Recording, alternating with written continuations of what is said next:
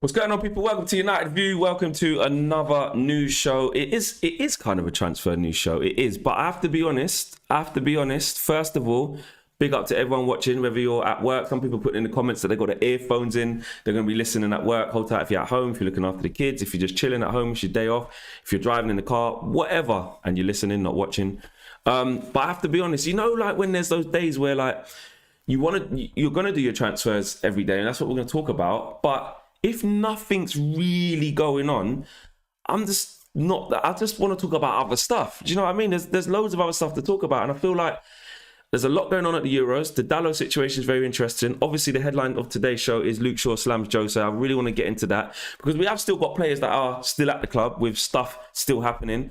A lot of Bruno slander going on right now as well. I want to talk about that. That's very interesting. And obviously a little bit of transfer news as well. Just before I come live, we're seeing reports that Man United are looking to tie up the deal this week for Jadon Sancho, £77.4 million, which is not really news, but we kind of know.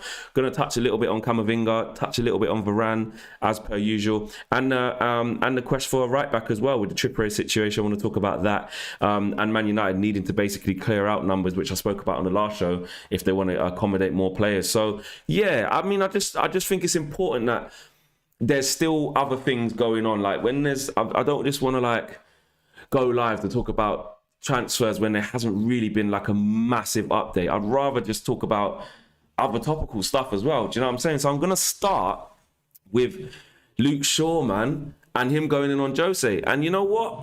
I'm here for it. I am absolutely here for it. Like, what I'm not here for is there's this massive... I'm living on a building site, right? Or there's a building site behind me. Big old heavy tractors coming past. My house is shaking. I don't know if you lot can even hear that. Madness. Anyway, Luke Shaw sitting down Jose. I got time for that. I got energy for that. For me personally, I like it. He's basically saying, I picked out some of the quotes, right? That is so loud. I picked out some of the quotes, and here's what he said. He just needs to move on. Hopefully, he can find peace with that. And I'm finally moving on and finally move on and stop worrying about me. Clearly, I'm in his head a lot, and he clearly thinks about me a lot. And then he went on to say, I knew I would. This is what's interesting. I knew I'd be able to outlast him, and I have. That's like saying, I knew you just chat shit. I'm going to be here longer than you. Like, carry on.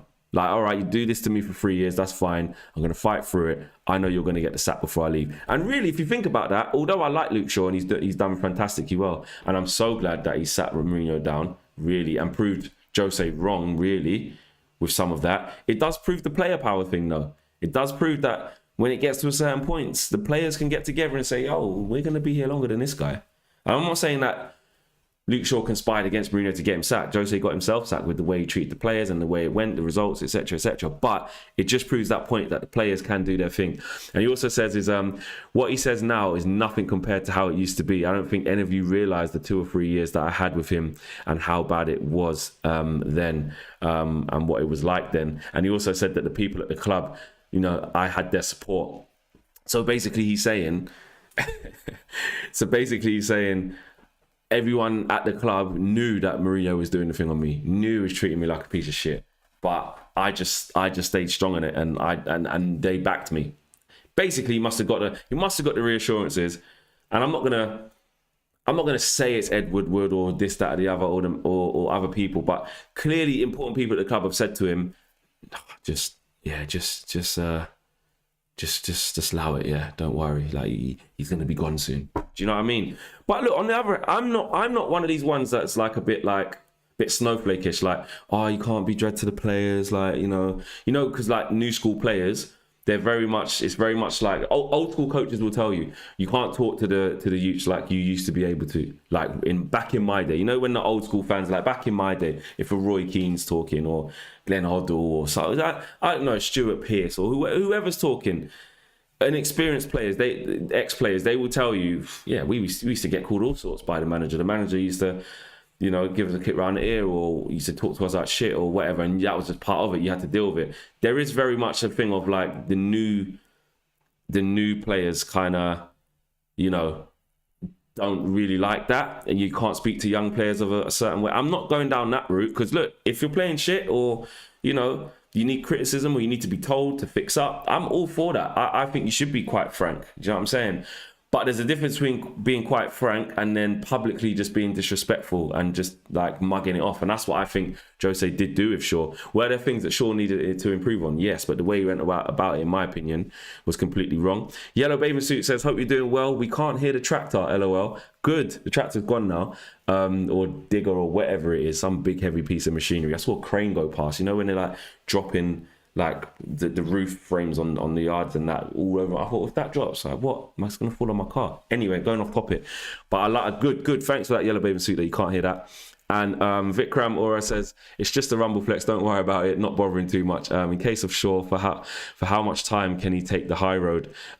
This was coming. Exactly that, Vikram. Thanks again that saying it's just a rumble. You can't hear it. Luke Shaw got to a point where he's like, nah, man, like, fuck this. Like, I'm just gonna say it as it is. Like, this guy keeps talking about me. He's always got something negative to say. Like, I'm just gonna put it out there. And plus, people keep asking him. Like Vikram just said there, there's only so long that people are gonna keep asking. And he tried. And he wasn't. Look, Luke Shaw wasn't rude. He's just lifting the lid properly.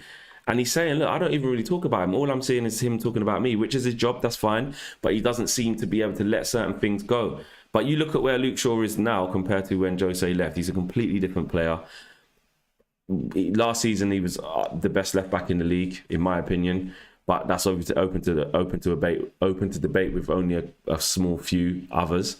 So there's that. And he's just on a different level now. And what's interesting as well, what he went on to say is that even the other players, so the players on international duty are obviously saying to him, rah, man, what's Jose? Jose's still doing that.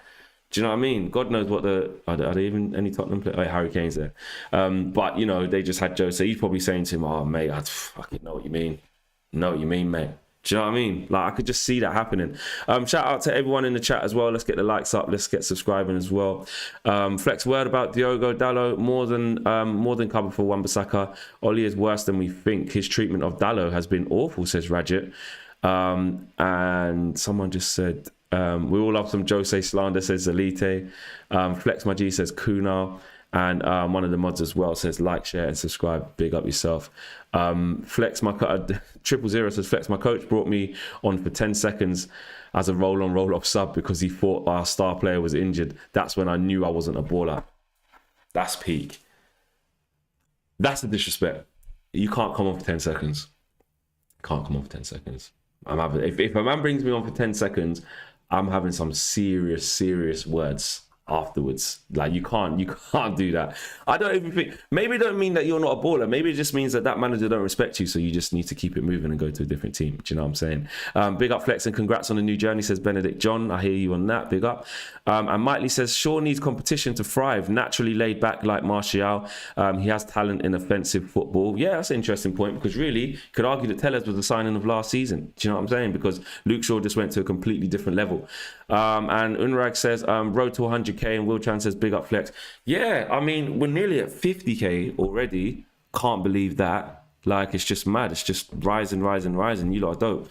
So big up, man. Yeah, keep liking, keep subscribing. We've got nearly 600 people watching live, so it'd be great to get the likes up. We've only got about 170, so let's push up on that. But yeah, if you just joined us, the first thing I wanted to start off was Luke Shaw basically just going in on Jose, and I just wanted to talk about that really, because I think in a morning where transfers are just a bit like, rather than come on and just talk shit for the sake of talking shit about things that haven't really progressed, I'd rather talk about some of the players we do have. The second thing, another player we do have, is Diogo Dalot. Let's open up the conversation on Diogo Dalot, guys.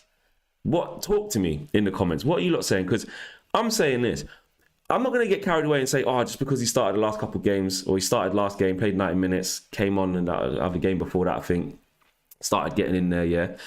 Just because of that, I'm not going to say like, he dropped a 10 out of 10 yesterday, he should be playing instead of Wan-Bissaka, he's this, he's that. I'm not saying that.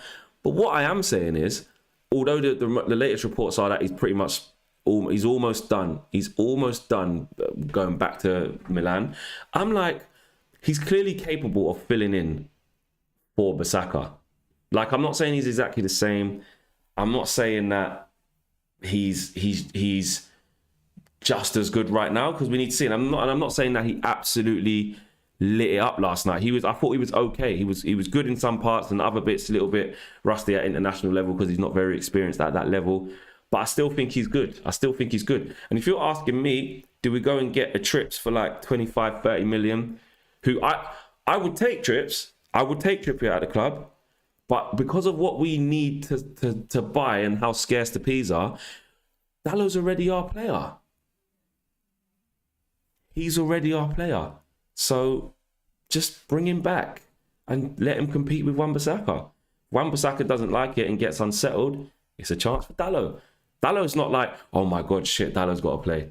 It's not that. Especially if you give him the confidence and say, yo, come down. Do you know what I'm saying? So I'm a lot of you guys agreeing in the comments. Apart from Jez Bish though, Jez says no to Dalot. No point in keeping him as a backup for Wan-Bissaka. Sell him for 25 million. Reinvest in positions we need. Laird promoted to cover. Okay, so you're saying, but then with Ethan Laird promoted to cover, don't you think it'll be better for Ethan Laird to get first team football? Like he's like a stage lower than Dalot, where he's even younger and hasn't even really experienced men's football in general. Do you know what I mean? Dalot, all right, cool, but just before we bought him, he didn't play that many first team games in Portugal just before we bought him. But when he came here, he played games, especially in his first season. He come off the bench here and there and got used to it. Last season, he's been at AC Milan the whole year and played pretty much, I'm not going to say every single game, but played a hell of a load of games. And now it's time for him maybe to try and displace Wan-Bissaka, as opposed to Laird, who I think needs more men's football. But I take your point there, Jez. I'd say Dalot is not, just Parisian who says, I'd say Dalot is not good enough defensively, unfortunately, but I'd happily keep him as a backup. Fair play.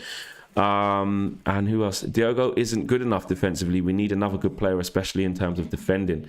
And Ollie just doesn't rate him. 15 million by Dumfries for 13 million. Dumfries ain't going to be 13 million. Have you seen how he's playing at these Euros? I can't see that. Devival says, keep Dalot. Save the P's, spend on Varane and Camavinga. Doesn't it feel different? Don't get me started on the doesn't it feel different. And Yellow Bathing Suit says, Dalot kind of reminds me of Brandon Williams. Nothing special. Interesting there. And Ebenezer says, thanks for Super Chat, says, if we sign Varane, I can see Dalot playing more games. He'll not be needed to cover for Lindelof's lack of pace. So it is proper mixed. It is proper mixed in the chat. I have to say that. More mixed than I thought it would be. I mean, it does divide opinion, and that's why it's important to talk about this, because like we can all talk about all the players that we want to come in and stuff like that, and transfers that ain't really progressed yet, which is boring. This is the stuff I want to get into, because we got players here who, if we shuffle our pack right, we can end up having more money to spend in the window. And it is proper mixed. A lot of you guys are saying no, like let him go. Half of you are saying he's not great defensively, but I'd keep him. AJ says, would you take Renato Sanchez and Camavinga and sell Pogba?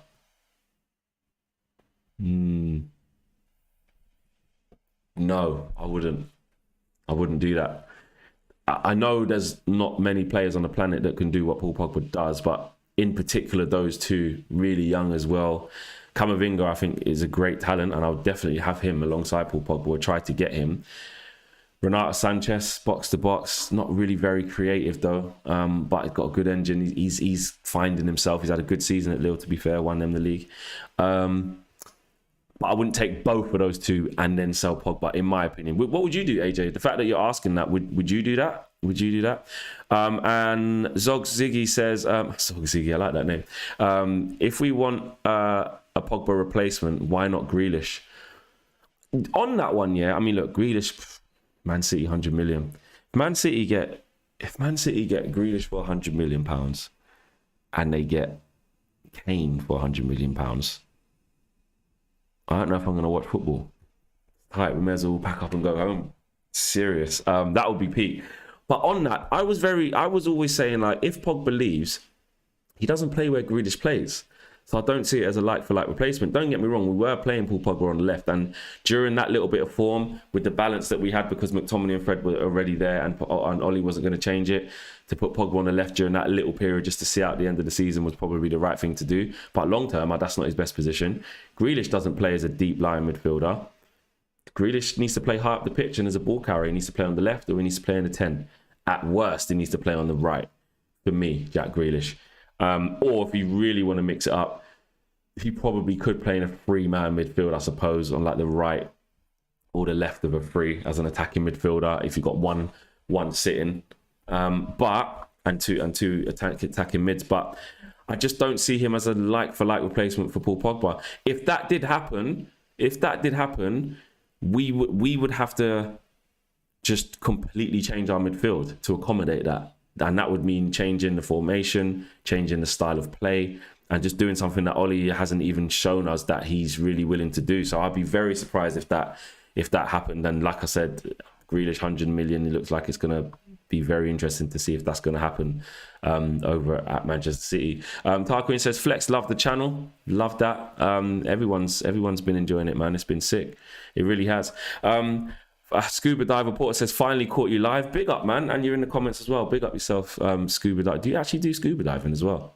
I want to know, just for thing. I've gone snorkeling before. I just coughed up bare water because I didn't even know how to do it. Didn't even know you need to put the thing in your mouth and over your nose. But just because you do scuba diving, let me know. I would like to go scuba diving, but I'm a bit scared. Didn't know about me, did you?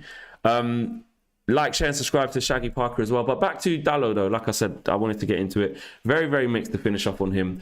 I'm just not convinced that we should sell him, knowing that we need to then replace him and spend money on the right back.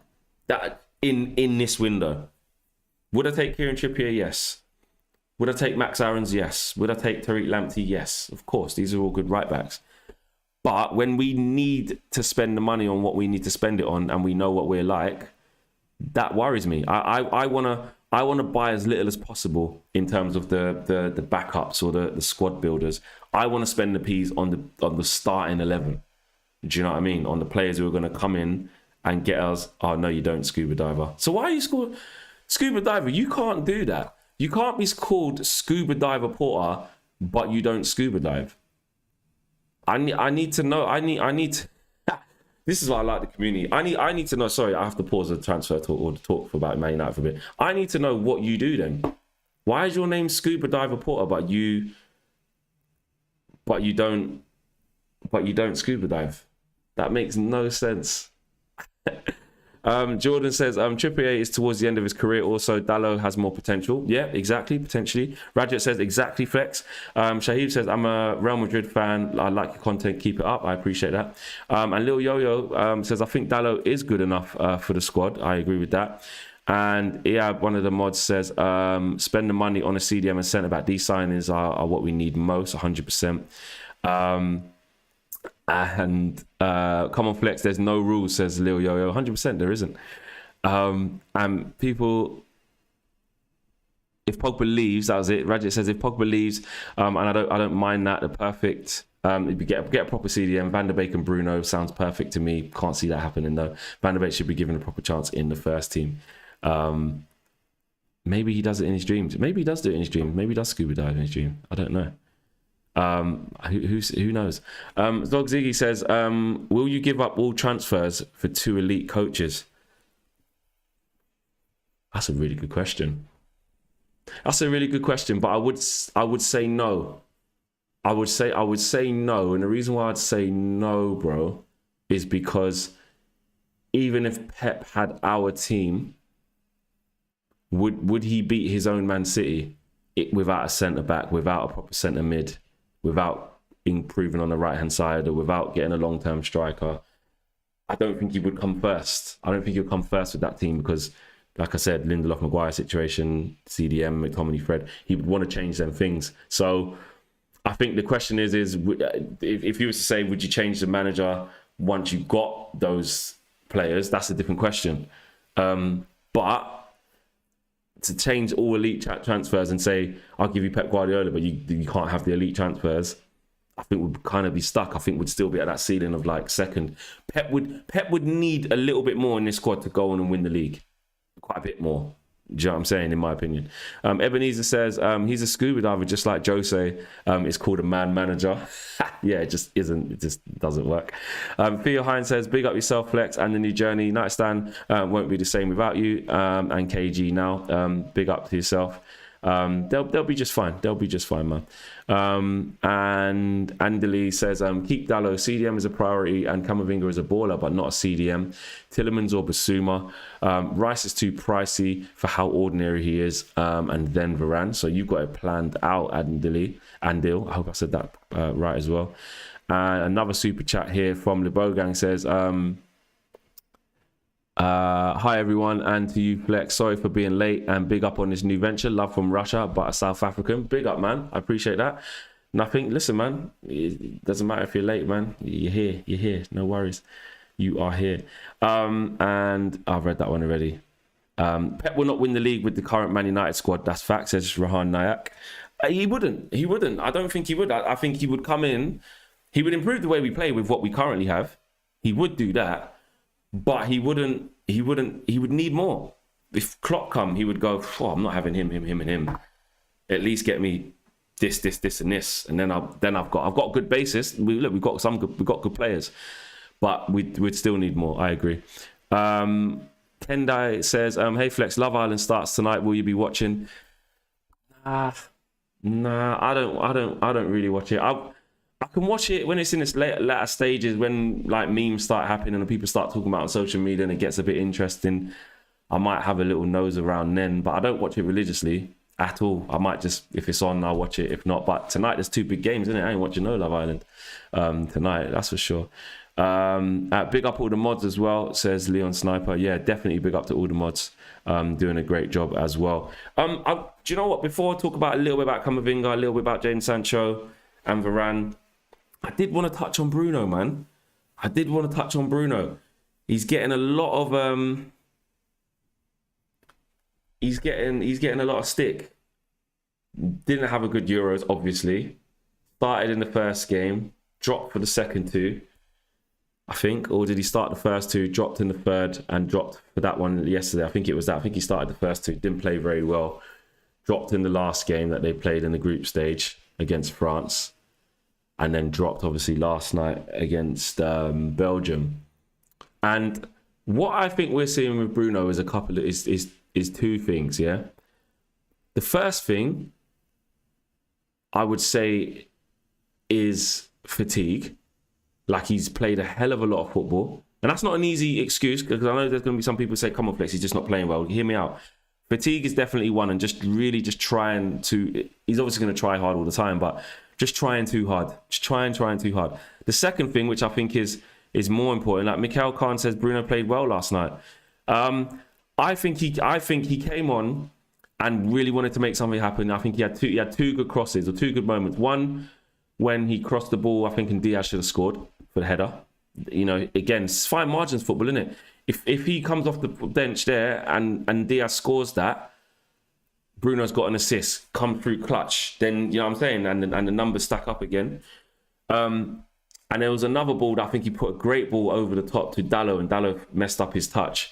Other than that, he was just trying to shots from far, just not really doing anything. So the hate's going to come in for Bruno. What I will say is this, is as a United fan, all right, he's looking out of sorts at Portugal. That doesn't change what he's done over the past 18 months at my club. I couldn't give a shit what he does for Portugal. And that's no disrespect to people that are Portuguese. I've got my peoples who are like Portuguese, and they love Bruno and they love Man United. They love Man United. They love Portugal. And obviously for them, they're disappointed that they've gone out. But my concern of what Bruno does is more for Man United. And that doesn't take away from what he's done for Man United. Like I say, it's not luck. But I have said this many times about Bruno, and his playing style, I think I said it on a few streams ago. We're nearly at 1,000 people watching live as well, guys. Let's see if we can push that up. Mods, let's get liking, let's get subscribing, let's get sharing as well. More important, let's get sharing. Let's get over 1,000 people watching live. Back to my point, his playing style, once you don't get assists or goals with that type of playing style, the spotlight's on you, bro. The spotlight's on you, because Bruno's not a progressive player. He's not a retaining, like, he's not a ball retention type of player. He's not a player who contributes to your team dominating possession, I don't think. I think he's the player who like what we know he is. We know what he is as Man United fans. He's the player who's the icing on the cake. He's the player who you give it to make something happen in the number 10. Don't get me wrong, he was playing wide right of a free. So he found himself pretty much on the right wing trying to whip in crosses yesterday. So it's a bit different as opposed to playing number 10. So that didn't help. But he was trying too hard, trying to hit shots from far, trying to cross it every single second. It was like he was like, I've got, the pressure's on me, people are on me, I've just got to make something happen. And that's just how he plays. But like I say, when the goals dry up and you play like that, or the assists dry up when you play like that, or you're not allowed to take no free kicks no more, or penalties because Ronaldo's there, happens, but you keep giving the ball away, or you try stuff and it don't work, that's just what's gonna happen for you. That doesn't mean that he's gonna be shit next year for United. It doesn't mean that, he's just overgassed. I've never overgassed with Bruno. I just see Bruno for what he is. He's one of the best attacking midfielders in the league because his numbers say that he is. Simple as that. De Bruyne is one of the best attacking midfielders in the league, if not the best, and in the world, because his numbers say that he is. And obviously eye test, and he's consistent. Bruno, since he's come to Man United, has been consistent. I'd fear if he's not consistent at Man United though, and plays like that regularly, which I don't think will happen, but if it does, then we have to have a completely different conversation. But right now, I think after the long ass season he's had, where he's played literally every minute of every game, had a good season for us and done what he's done, then he's just kind of ran out of steam towards the end in a few games again for Portugal. Now all of a sudden he's shit. Now all of a sudden, you know what I mean? That I don't buy into that. I buy into what I've seen over a sustained period of time. What I've seen over a sustained period of time is Bruno continuing to have a say over the games for us. What I can take from it though is there is that little bit there where if he continues to be wasteful like that or try too hard when it's not going for him, but the goals and assists dry up, that can be a problem to your team though. It can, because if you're trying to build possession, if you're trying to dominate teams, if you're trying to put teams under the cosh, but you've got a player who just kind of wants to jump the gun and keep giving it away or take shots from far all the time, it mashes up how you're trying to play. But guess what? At Man United, we don't play like that. We play through Bruno. So there you go. Libogan says, do you think Sir Alex Ferguson would be this bad with this squad? Well, would Sir Alex be about second or third with this squad? Maybe, probably. But he would also have a different playing style to make us probably work out a way for us to challenge and then get the right things that we need. Libogan says, and they would pick better backroom staff. I think we would even been better. Just think we're trying to justify why Ollie's here, but he ain't good enough. Libogan's definitely Ollie out. Just going through the super chats, guys. And Kundai M says, do you think Pogba can win Euro Player of the Tournament? And what do you think of Dalot last night? Would you take him as backup right back? Yeah, if you just joined, I think you must have missed what I was saying earlier. I was saying keep Dalot is my main thing of what I was saying. You definitely keep him. I just think we don't need to spend money elsewhere if we've got him. And do I think Pogba can get Player of the Tournament? Yeah, I do. I think he can if he carries on performing how he's performing, especially if they go into the latter stages. Big game tonight against Switzerland. So we'll have to see what happens there and how he does. Hopefully he'll have another big say on that, but he's playing so well, and I don't see why not. He can't go from strength to strength. Bill Ingram says Maguire beating Reece James in an agility drill is a sight to see, and it wasn't even close. Did that happen? What's that on the England Instagram? Maguire beat him in an agility drill, but that's like reaction times. It's not like a straight foot race. But Bill, I hear what you're saying. That is a bit nuts to hear that if that has happened. Did I read out this super chat? Libogan says, thanks for making me a mod, but I disagree. I think Pep and Klopp would, because they wouldn't pick McTominay and Fred, and they would pick Magaluf. Oh, do you mean they wouldn't pick Magaluf? So if Pep was here, yeah, he probably wouldn't play. Okay, fair point.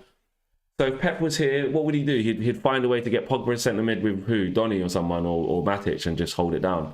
Is that what you're saying? And then what would he do on the left? Still play Rashford, Greenwood on the right, or whatever he wants to do, or Sancho, because we're going to get him. Okay, fair enough. That's a valid argument of why you think he would, because he basically wouldn't make the decisions that Ollie makes. I hear you on that. And the last one, yeah, we've done that. And we have got over 1k watching as well, says Footy India, so that's good as well. For Pogba to win the Player of the Tournament, France needs to win the Cup, says Capifas. Potentially, yeah, potentially, or at least get to the final as a minimum. I agree with that. Profitine says Klopp would play Axel. Fair enough. Fair enough. Maybe he would. I don't know. Maybe he would, but I still think he would still want more in his squad. But you have to remember, is our squad better than City's? It's not. It's not. It's not. It needs more. So I still think that Pep, against his in a hypothetical situation against his own Man City team, wouldn't win it, because the Man City team would still be better, in my opinion.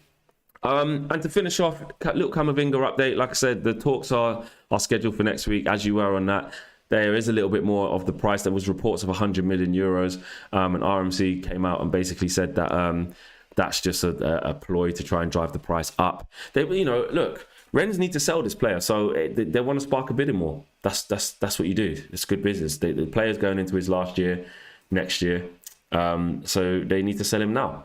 Why not? But me personally, I just think it's a really difficult deal to do.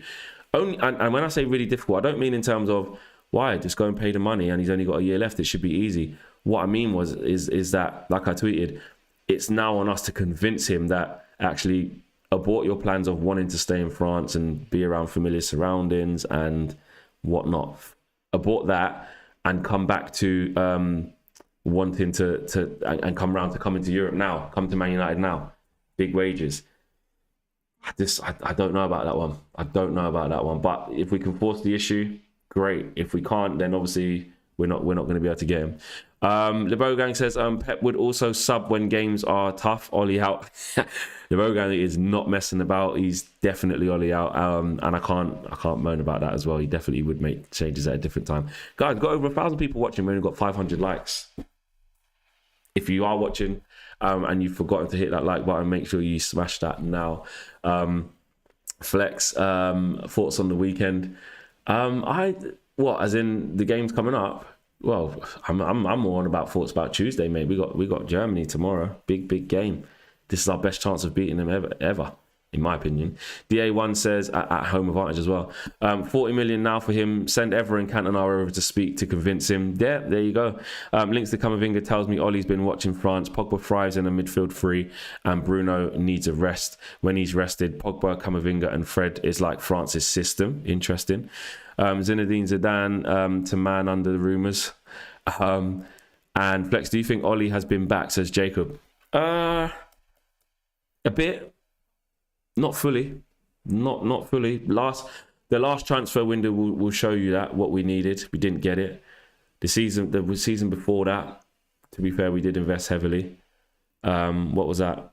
Wan-Bissaka, Maguire, Bruno in January. So he has had backing, but not full on. Not to the point where we can comfortably say as United fans, in my opinion, that you look at our squad and there's nothing wrong with it. So it's all on you, Ollie.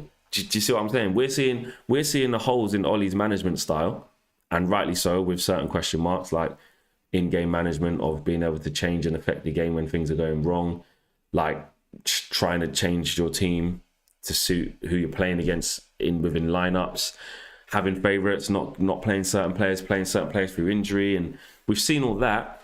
But can you hand on heart as a United fan say, and let me know in the comments, that you look at our team and say, our team is perfectly equipped to win the league. It doesn't need any more additions to that. It's all on you, Ollie. You should be winning the league with that team. I don't think we're there yet. So you have to say that there's still a little bit more backing to go for Ollie, which is why I'm saying this summer is really crucial, which I know KG says it feels a little bit different. We are linked to some really good names. If we get Sancho, Varane and Camavinga, I would then look at that squad. That's Maguire and Varane next to Shaw and Wan-Bissaka. It looks like De Gea is still going to stay, in my opinion. I can't see that staying. So I think he should still be number one. So let's say, cool. De Gea stays in goal. Midfield too, if you've got those two, you might say you put Pogba back in the middle with Camavinga and then Bruno in the 10. That can work. Even though Camavinga's young, I get it. You've got to take your time. So you might have to play Fred a few games or whatever. But Pogba's back to where he needs to be. You've got Jadon Sancho on the right. You've got Rashford / Martial on the left. And you got Greenwood / Cavani up front, or Sancho / Greenwood on the right. So that, to me, with those additions, is more of a reason to say to Ollie, look at your team, bro. Like, there's not really much more you should need than that. Do you know what I mean? Now you got to earn your corn. So yeah, back to the question. I think he's been backed, but not to the point where we can say our team's perfect and it's got everything it needs to win the league. I wouldn't say that.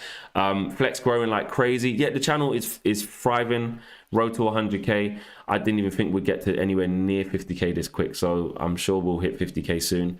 But as soon as we do hit that 50k, guys, it's the big push to 100k. The big push. The squad is better than 4 semi-final losses and a final loss. Ollie out, says United Fan TV. That's a fair point. That's a fair point. Our squad was definitely good enough to win the Europa League when we went out to Sevilla in the Champions League. Obviously, it's good enough to win the FA Cup when we got to the semis and the final. But even though Ollie wasn't there at the final, but to be fair, the semi-finals and the quarter-finals, it's good enough to go all the way. I hear that. And obviously it was good enough to win the Europa League this year. So basically, it's good enough to have got some form of silverware in this time. I 100% agree with that. So yeah, we'll just have to see. But I think Ollie will be optimistic about who we're linked with. I think we get Jadon Sancho over the line this week at some course. I think that will happen.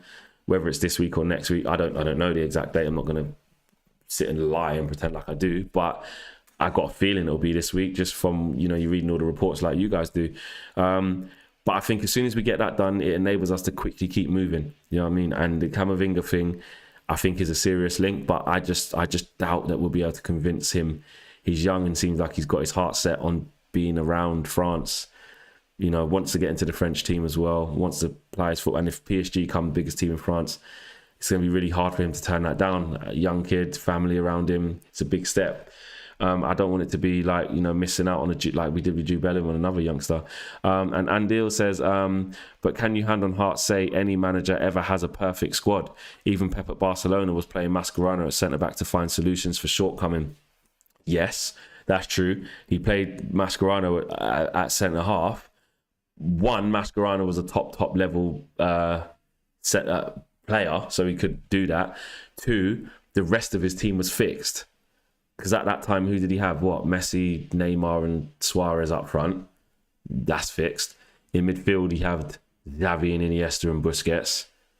He had Jordi Alba and whoever else at right back at the time. Do you know what I mean? He had to do that, but the rest of the squad was what the rest of the squad was. So I think it's not really in the same ballpark as ours. We have like an inconsistent Rashford or a young Mason Greenwood who's not quite there yet. A Cavani who can't play all the games. A Martial who's hot and cold, McTominay and Fred. Like, do you see what I'm saying? There's only a few things in our teams that are really settled. So I take your point, but in terms of, I get what you're saying about who truly has a perfect squad, but there's people who have a more balanced squad than what we do right now, and I can hand on heart say that. If you look at Pep's squad now, look at what he's got. Laporte can't even get a game. He was the best centre back almost in the league, along with Van Dijk the year before. Then Diaz came in and he didn't get a sniff all year. Like that's how good they are. John Stones wasn't even in the conversation for playing for Pep. Couldn't even make bench sometimes. Getting overlooked. They were playing flipping Fernandinho centre back over him. Then all of a sudden John Stones starts playing good. Now he's the man again, keeps Laporte out of the team, and he's back in the England squad. Why? Because they have the options, because their squad is almost perfect. Do you see what I'm saying? So we don't have that luxury, in my opinion. Angra said MSN came after Pep. Okay, so when Pep was there, then who would that have been? David Villa, Messi, and what, Etu? Are we going to say? Do you know what I mean? What I'm saying is he had proper man. Yeah. So fair enough. My bad. If MSN was after Pep, that's cool. But what I'm saying is, while Pep was there, he had top quality almost the whole time with it. And he had Pedro. He had an informed Pedro. Do you know what I mean? So was Alexis there under Pep? I don't know. You know what I mean? But he had players. Yeah? That's my point. We need Sancho to win the league 21-22. I think we need more than Sancho, Gerard, not just him. But that's the end of the stream today, guys. Big up yourselves. A lot coming up in the next couple of days on the channel, so keep logged in for that. Smash a like on the video. It's kind of the road to 50k, but we're so close already. It's nearly the road to 100. But as soon as it hits 50k, guys, we'll have a little cheers to say that's sick. But then it's the road to 100, man. It's the road to 100k. So yeah, back next tomorrow with more Man United transfer updates / news. That's another thing I'm going to say. When I say the transfers, only if there's real stuff going on, though. I'm not just going to just talk about transfers for the sake of talking about transfers. It's boring. Do you know what I mean? It just gets really tedious if there's not really much news. Sometimes I might start streaming and just say, the news is they ain't really saying much since yesterday. Yeah, that's the news. And then talk about other stuff. But of course, as soon as there's breaking news, we will bring it to you and talk about the biggest subjects and topics that you guys want to talk about. Anyway, guys, smash the like on the video. And I'll see you lot very, very soon. Have a good day. Peace.